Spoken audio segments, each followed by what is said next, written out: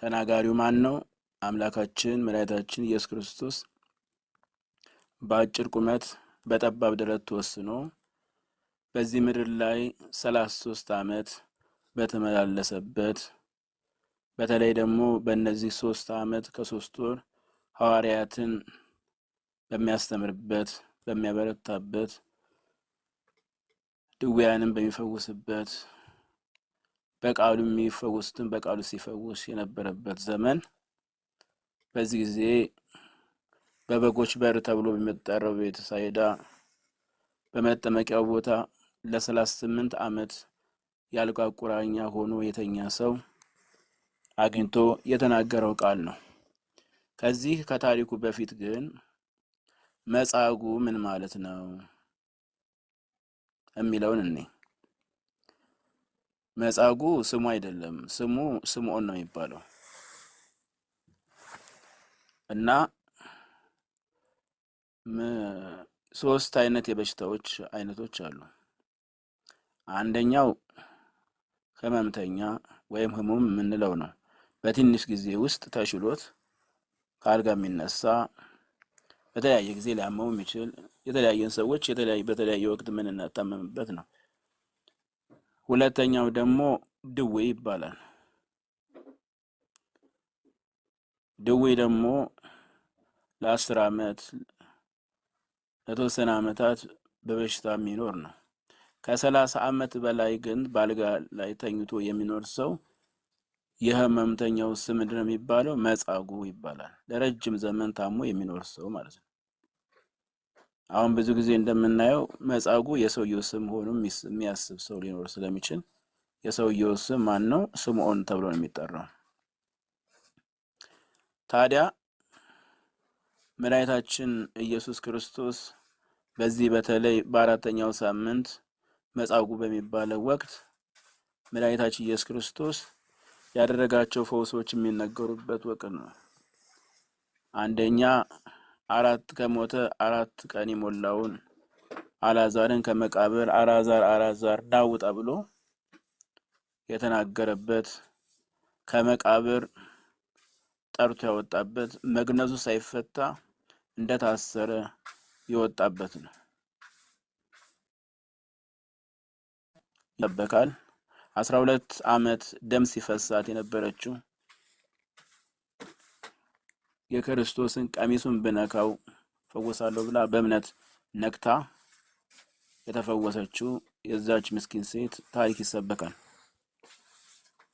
እንደዚሁም ኢየሱስ ክርስቶስ ግንባር ብቻ አፍንጫና አፍ ኖሮት ዓይን የሌለው ልሙጥ የሆነ ሰውን ዓይኑን ያበራበት፣ ጭቃውን ከመሬት አንስቶ በምራቁን ትፍ ብሎ ቀብቶ ዓይን ስሎ ዓይን ያበራበት የፈውስ ጊዜም በዚህ ጊዜ ይሰበካል።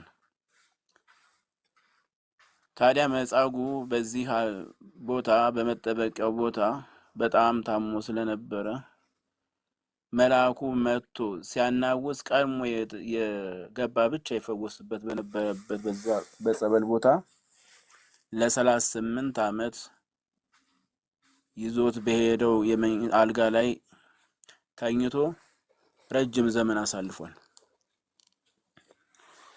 እንግዲህ ስንመለከት መጻጉዕ ጌታችን መድኃኒታችን ኢየሱስ ክርስቶስ ወደሱ መጣ ጊዜ ምንድነው ያለው? ልትድን ትወዳለህን አለው። እስቲ ለራሳችሁ ልትድን ትወዳለህ በሉ። ልትድኝ ትወጃለሽ? ምን ነው አሁን ክርስቶስ ልትድን ትወዳለህ ቢለን ምንድነው መልሳችን? ዛሬም በዚህ ዘመን የመጻጉዕን መልስ እንመልስ ይሆን?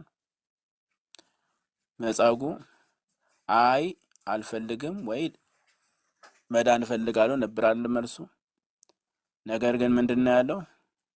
ዘመድ ስለሌለኝ ውሃው በሚናወዝ ጊዜ አንስቶ ወደዛ ሊወስደኝ ሊከተኝ የሚችል ዘመድ ባለመኖሩ የለኝም፣ ይሄን ያህል ዘመን ታምሜ በዚህ ቦታ ላይ እገኛለሁ ማለት ነው ዘመድ ስለሌለኝ ብሎ የመለሰለት።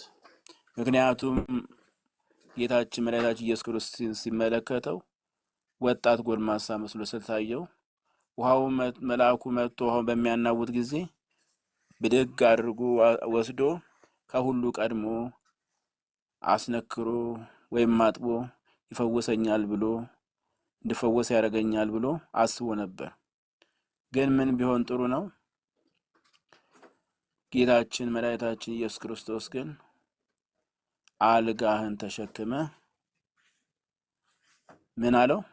ሂድ፣ ተነስተ አልጋህን ተሸክመ ሂድ። እስቲ ዛሬ በሕይወታችን ይህንን ቃል መድኃኒታችን ቢለን ምን ጥለን እንሄድ ይሆን? ምንድነው መጣል ያለብን? ትዝርታችንን፣ ትምክታችንን፣ ትዕቢታችንን፣ ዘረኝነታችንን፣ በራሳችን የምንመካበትን የትኛውን ነው ጥለን መሄድ ያለብን? እንግዲህ መጻጉዕ የተባለው ምንድነው? አልጋህን ተሸክመ ሂድ ነው ያለው። ዛሬ ሁለት እግር አለኝ ተብሎ ሁለት ዛፍ አይወጣም አይደል? እስቲ ልብ በሉ እህቶቼ። መምረጥ ማምለክ ያለብን መምረጥ መቻል አለብን። እግዚአብሔር የምናመልክ ከሆነ እግዚአብሔርን አብልጠን ልናከብረው፣ ልንወደው፣ ልናመልከው ይገባል። ተነስተ አልጋህን ተሸክመ ሂድ፣ ተነስተሽ አልጋሽን ተሸክመሽ ሂጂ ቢለን ልንጥለው የሚገባንን ነገር ለመጣል ቁርጠኞች ነን? መጠጡን ትተን ለመሄድ፣ ዝሙቱን ትቶ ለመሄድ፣ ሐሜቱን ትቶ ለመሄድ፣ ኃጢአትን ትቶ ለመሄድ፣ ዘረኝነትን ትቶ ለመሄድ ይህንን ውስጣችን ደግመን ልናስብ ይገባል። ታዲያ መጻጉዕ ማን እንዳዳነው አላወቀምና አይሁድን ሲያገኙት በቅዳሜ ቀን በዚህ በሰንበት ቀን አልጋን ተሸክመ ልትሄድ አልተፈቀደልህም አሉት። ያዳነኝ ሰው አልጋን ተሸክመ ሂድ ብሎኛል ያላችሁ አያችሁ። ስንቶቻችን ታመን ስንድን ወንድሜ ሐኪም ቤት ወስዶ ፈወሰኝ፣ የጓደኞቻችን የቤተሰቦቻችን ቼሪቲ ወይም ልግስና እናወራለን እንጂ ጸበል እንኳን ሄደን ብንፈወስ ክብር ይግባትና በዛሬ ቀን የዋለችው የእናታችን የሰማዕቷ ቅድስት አርሴማ ጸበል ሄዶ ሰው ሲፈወስ እናቴ አርሴማ ከአምላኳ አማልዳ አምላክ ቅድስት አርሴማ ፈወሰኝ ከማለት ይልቅ እንትና ምክንያቱ ነው፣ እንትና ጠርቶኝ፣ እንትና ትራንስፖርት ችሎኝ፣ እንትና እንደዚህ አድርጎልኝ፣ በእንደዚህ ሄጄ እንደዚህ ረጅም እድሜ እግዚአብሔር ይስጥማ። የእግዚአብሔርን ውለታ መጨፍለግ፣ የእግዚአብሔርን ውለታ ማጥፋት አያስፈልግም። የዳነንን ማወቅ አለብን። የዳነው ለምንድን ነው? ጽድቅን ስለሰራን፣ ስለጎለበትን፣ ስለበረታን ነው ወይስ እግዚአብሔር እኛን ሲያድነን ዓላማ አለው? ከደጄ የሚፈሰው ወተቱን ጸበሉን ጠጥተን ስንፈወስ ምንድን ነበረ እግዚአብሔር ለኛ ሊያስተላልፍልን ያሰበው ቁም ነገር? ሁላችንም ልናስቡ የሚገባው ይሄው ነው። ዓላማው አንድና አንድ ብቻ ነው። በእግዚአብሔር ቤት የቤት ልጅና የእንጀራ ልጅ የሚባል የለም። ሁሉ በክርስቶስ አንድ ነው። ስለዚህ ከተፈወስን፣ በቤቱ ከተመላለስን፣ ካደግን፣ ከጎለበትን፣ በረከትን ከቀመስን፣ ከታሰርንበት እስራት ከተፈታን በኋላ ወዳጅነታችን አጠንክረን ወደ እኔ ያቀረብኩትን፣ ወደ ያመጣሁትን፣ ወደ እኔ ያስገባሁትን ወደ ውጭ አላውጣውም ያለው ክርስቶስን ክርስቶስ ወይ ወደ ውጭ አታውጣኝ፣ ካለሁበት መሰናከል፣ ካለሁበት ጉስቁልና፣ ካለሁበት ድካም፣ ካለሁበት ኃጢአት፣ ካለሁበት ሐሜት፣ ካለሁበት ዘረኝነት ነፃ አድርገኛልና ክርስቶስ ሆይ አመሰግንሃለሁ። አሁንም ደግሜ አለማመን ይነርዳው፣ በቤትህ እንድኖር ግን ኃይልና ጉልበት ስጠኝ ሊል ሰው ይገባዋል ማለት ነው። አለለዛ የሰጡንን እየነጠቅን ወተን ደግሞ ስንታም እንመለሳለን። የሆነ ነገር ሲበስብን እንመለሳለን። ስናዘን እንመለሳለን። በችግራችን ብቻ ነው እግዚአብሔርን እንፈልገው። አያችሁ፣ በችግራችን ብቻ ሰው ስራ ሲያጣ ይመጣል፣ ሲታመም ይመጣል፣ ሰው ሲያገላ ይመጣል። መቼ ነው ከእግዚአብሔር ጋር መምጣት ያለብን ያልን እንደሆነ ጀግና የሚታወቀው በጦርነት ነው ይላሉ አይደል? የቁርጥ ልጅ ባለማህተብ ሆኖ ቤተ ክርስቲያን ሰው በምትፈልግበት ጊዜ ሁሉ ከቤተ ክርስቲያን ምዕመናን ጋር አብሮ በዝማሬውም በንስሐውም በቃለ እግዚአብሔሩም በቁርባኑም እውነተኛ ክርስቲያን ሆነን ልንገኝ ይገባናል።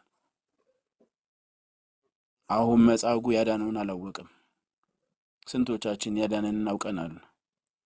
ሁላችንም እኮ በርቀትም ብንኖር በትንሽ ቃም ጸበል ተልኮልን ድነናል።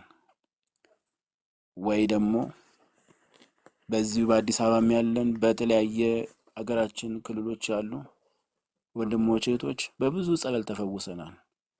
ዛሬም ድረስ በዛ ተጋድሎ፣ በዛ የጸሎት ኃይል፣ በዛ የስግደት ኃይል፣ በዛ ለቅሶ፣ በዛ ትልቅ በረከት፣ በዛ በትልቅ ሞገስ የጎበኘንን እግዚአብሔርንና በዛ ውስጥ ያሳለፍነውን የስግደትና የጸሎት የጾምና የበረከት የምጽዋት ህይወት እየቀጠልን እያደረገን ያለን ስንቶቻችን ነን?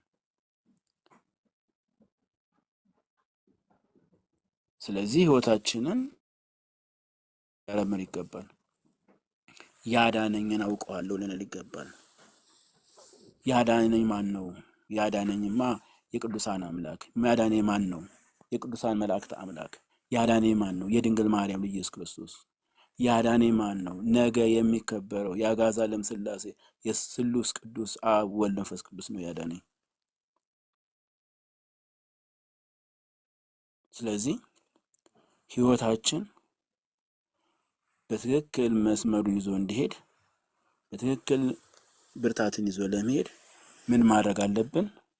ደግመን እግዚአብሔርን ያዳንከኝ አንተ ነህ ልንለው ይገባል። ስለዚህ መጻጉዕ በኋላ ላይ ክርስቶስ በመንገድ ላይ አግኝቶት ከዚህ በላይ እንዳያገኝ ደግመህ አትበድል ብሎ ከነገረው በኋላ ክርስቶስን ሄዶ ከሶታል። ያዳነኝ እኮ ክርስቶስ ነው፣ አድነኝ ሳልለው ነው ያዳነኝ ብሎ ከሶታል።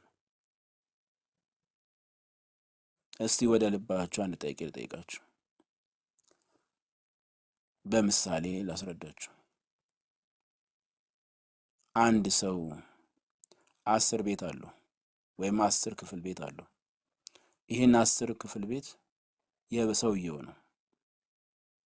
ሰውየው በትክክል ቤቱን ማስተዳደር ጀምሯል። ግን እግዚአብሔርን ቦታ አልሰጠውም። ቤቱ የማን ነው? አሁን ስታስቡት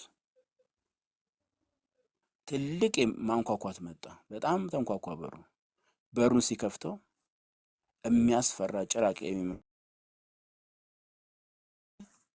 በሩ ላይ ቆማል። እንዴት ይሄ ሊመጣ ቻለ? እኔ እኮ ክርስቲያን ነኝ አለና ለመድኃኒዓለም ከ10 ቤቱ ምንም ሰጠው? አንዱን ቤት ሰጠው። አሁንም ተንኳኳ። ሲንኳኳ አሁንም ሰውየው ወጥቶ ከፈተ። ጌታዬ ሆይ አንዱን ክፍል ቤት ሰጠው እኮ፣ ግን አሁንም የሚያንኳኳው ኃይል አልቀረም አለው። አንዱ ቤት የኔ ነው፣ 9ኙ ክፍል ግን ያንተ ነው አለ መድኃኒዓለም። አሁንም 2ኛ ክፍል ሰጠው። አሁንም መንኳኳት አልቆመም። አሁንም ያንን መልስ መድኃኒዓለም መለሰ። እያለ ልክ 10ሩን ለመድኃኒዓለም ሲሰጠው አሁን ሲንኳኳ በሩን ማን ከፈተ? መድኃኒዓለም ከፈተ። የቤቱ ባለቤት መድኃኒዓለም ነውና አሁን ሙሉ ለሙሉ ራሳችንን ለመድኃኒዓለም ሰጥተናል። ያስቀረው ነገር የለም። ብራችንን ሰጥተን እኛ አልተሰጠንም። የሆነች ነገራችንን ሰጥተን እኛ አልተሰጠንም። ቃሉን ሰጥተን እኛ አልተሰጠንም። ዝማሬውን ሰጥተን እኛ አልተሰጠንም። በአጋጣሚዎች ልናገለግል እንችላለን እንጂ ህይወታችን ተሰጠ አይደለም። ስለዚህ ብዙ ማስደንገጫዎች፣ ብዙ ወጀቦች ወደኛ ሲመጡ እያገለገልኩ ቃልን እየጠራው እየዘመርኩ ለድሃ እያበላሁ ተመላለሼ ቤቴን እየተሳለምኩ እንዴት እኔ ላይ ይመጣል? የሰጠነው አንድ ነገር ነው። ሙሉ 36ቱን ሕዋሳታችን ለእግዚአብሔር የሚሰጥ ነው። ከኛ ባፋ ያለውን ቤታችን መቼ ለእግዚአብሔር ሰጠ ነው? ልጆቻችን መቼ ለእግዚአብሔር ሰጠ ነው? ህይወታችንን መጀመሪያ ለእግዚአብሔር የሰጠው ያገባውን ትዳሩን መቼ ለእግዚአብሔር ሰጠው? ያላገባው ንጽህናውን ለእግዚአብሔር የሰጠው አያችሁ። ስለዚህ ትልቁ ነገር የመጻጉዕ ነገር በህይወታችን እንዳይደገም በተቻለ መጠን ደግመን ልናስብ፣ ቃሉን ልክ ዕለቱን ስናስብ መጻጉዕን ስናስብ ተነስተህ አልጋህን ተሸክመ ሂድ ብንባል ምንድን ነው ማድረግ ያለብን? ምናችንን ጥለን እንከተለው? መድኃኒዓለም ሞቆን ላበላብ ሆነን ተኝተንበት የምናድረውን አልጋ ጸሎት እንዳንነሳ ድብስብስ እያደረገ የሚያስረፍደብንን አልጋችንን ጥለን ተነስተን እንሂድ፣ ተሸክመን እንሂድ? አይ አይደለም። አለህ እኮ አንተ አልተቸገርክም፣ አንተ አልተራብክም። ይሄው ብር፣ ይሄው ጌጥ፣ ይሄው ሁሉ ነገር ሞልቶልሃል የተባለልን ብራችንን ተሸክመን እንሂድ? ምን ተሸክመን እንሂድ ወደ መድኃኒዓለም? መድኃኒዓለም አንድና አንድ የሚፈልገው እኛን ነው። የእኛ ብር ከእሱ የሰጠን እንጂ ከእኛ ለምኑ የሚያገኘው አንዳች ነገር የለም። እግዚአብሔር ከእኛ ብዙ አይፈልግም። እኛ ግን ከእግዚአብሔር ብዙና እንዲሁም እልፍ የሆነ ነገርን እንጠይቀዋለንም እንፈልጋለንም። ከኃያሉ ከእግዚአብሔር ጋር መጣበቅ እጅግ መልካምነት ነው። ማን ነው የንጉሥ ልጅ ሆኖ የሚራብ? ማን ነው የንጉሥ ልጅ ሆኖ የሚጠማ? ማን ነው የንጉሥ ልጅ ሆኖ በአረንቋ በችግር ውስጥ የሚመላለስ? ማንም። ታዲያ ህይወት ዓለም ልክ እንደዚህ ውጥንቅጡ ዓለምን ወጣ ብለን ስናስብ አካሄዳችን ከእግዚአብሔር ጋር ስላልሆነ ነው። እግዚአብሔር ቤት ውስጥ እኮ መራብ ሳይሆን በረከት መኖር ነው። ትናንትና የተቀበሉትን አባታችን አብሮ መንፈስ ቅዱስን አላያችሁም? ሰው በእንጀራ ብቻ ሳይሆን ከእግዚአብሔር አፍ በሚወጣ ቃል ጭምር ነው የሚኖረው የተባለውን ቃል የፈጸሙ ድንቅ አባት ናቸው እኮ። ስለዚህ ህይወታችን ሁልጊዜ ለማዘውተር፣ ለማንቀሳቀስ፣ ለማጎልበት የምንችለውን ነገሮች ሁሉ ለማድረግ ለራሳችንን ቃል እንግባ። ይህንን ጾም የበረከት የኃይል መቀበያ፣ በጸጋ ላይ ጸጋ ማጎልበቻ፣ ከእግዚአብሔር ጋር ዕለት ዕለት የምንነጋገርበት፣ ለቀጣይ ህይወታችን መንፈሳዊነታችንን የምንማርበት የምናጠነክርበት፣ ግደታችን ስለምናዳብርበት፣ ጸሎት የማንችል ጸሎት የምንማርበት፣ ጥያቄ የማንችል ጥያቄ የምንችልበት። ተመልከቱ፣ ጥያቄ የማንችል ጥያቄ የምንችልበት ሲባል ምን ማለት ነው ያልን እንደሆነ እግዚአብሔር የቃላት ጥፍጥናን አይፈልገውም። ብቻ ንጹሕ ልብ ኖሮን በየዋህነት አባታችን እንደሆነ ንጉሳችን እንደሆነ አምላካችን። እንግዲህ አንድ ክርስቲያን እግዚአብሔር ይልጥ በተጠጋ ጊዜ ስለምን ፈተና ይበዛበታል